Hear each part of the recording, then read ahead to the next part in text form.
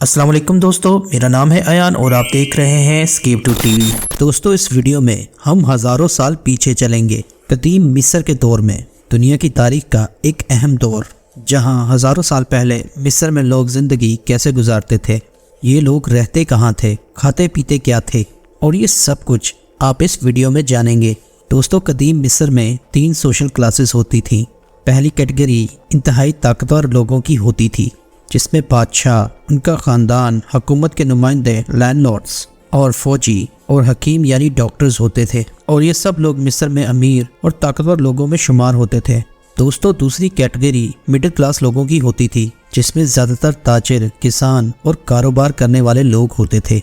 और तीसरी कैटेगरी उन लोगों की होती थी जिनकी ज़िंदगी काफ़ी मुश्किल थी, यानी मिस्र में रहने वाले गुलाम। ये गुलाम इंतहाई मेहनत का काम किया करते थे और बदले में इनको खाना वगैरह मिल जाया करता था। लेकिन कदीम मिस्र में गुलामों के भी हकूक थे। ये शादी कर सकते थे, ज़मीन खरीद सकते थे और आज़ाद भी हो सकते थे। कदीम मिस्र में रिवर नाइल यानी दरियाए नील की बहुत इम्पोर्टेंस थी। 6650 किलोमीटर स्तर फैली हुई ये दरियाए नील सबसे लंबा दरिया है। मिस्र के तमाम बड़े शहर इसी दरिया के किनारे आबाद होते थे। इसकी एक बड़ी वजह फसलें थी। दोस्तों, मिस्र के सहराओं में फसलें उगाना एक आसान काम नहीं था, लेकिन जब दरियाए नील का पानी इनकी बंजर ज़मीनों पर घुस जाया करता था तो किसानों के लिए फसलें उगाने की मिट्टी तैयार हो जाती थी। इस दौर में घर हर तरह के होते थे, बड़े बड़े महलात भी और मिट्टी के बने घर भी। इन कॉमन्स घर में 3 से 4 कमरे होते थे।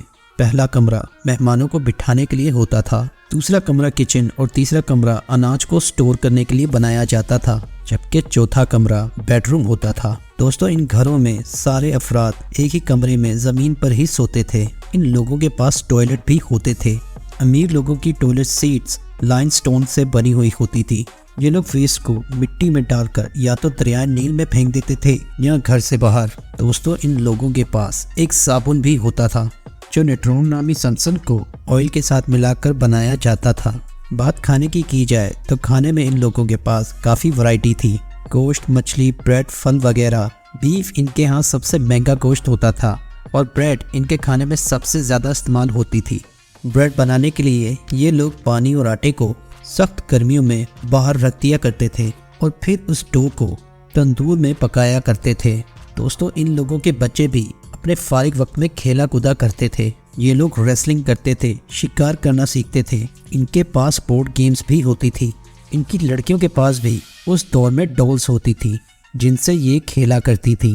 दोस्तों, कदीम मिस्र में भी बच्चों के लिए स्कूल्स हुआ करते थे, लेकिन ये स्कूल्स बहुत महंगे होते थे। कोई अमीर इंसान ही अपने बच्चों को स्कूल भेज सकता था, लेकिन ज़्यादातर बच्चे वही करते थे जो इनके वालिद का प्रोफेशन होता था। जैसे कि कोई इंसान किसान है तो ज़्यादातर चांसेस यही होते थे कि उसकी औलाद भी किसान ही होगी।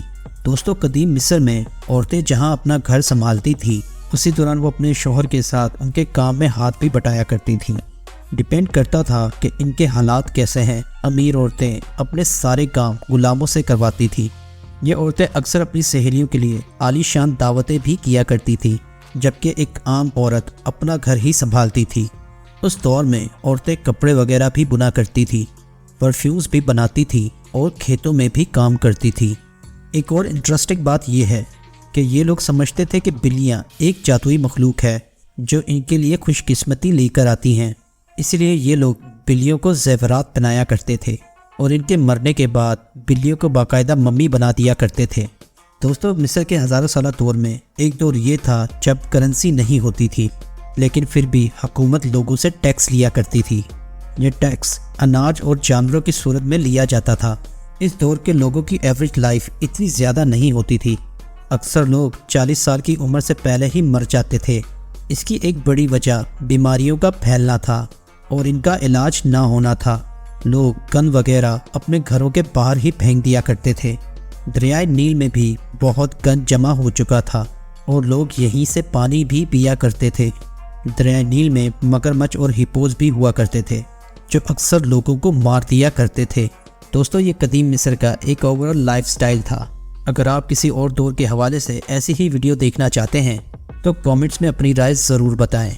اگر آپ کو ہماری ویڈیو پسند آئے تو لائک، شیئر اور سبسکرائب ضرور کیجیے گا تاکہ آنے والی ہماری ویڈیو آپ تک ضرور پہنچ سکے۔ جب تک کے لیے خدا حافظ۔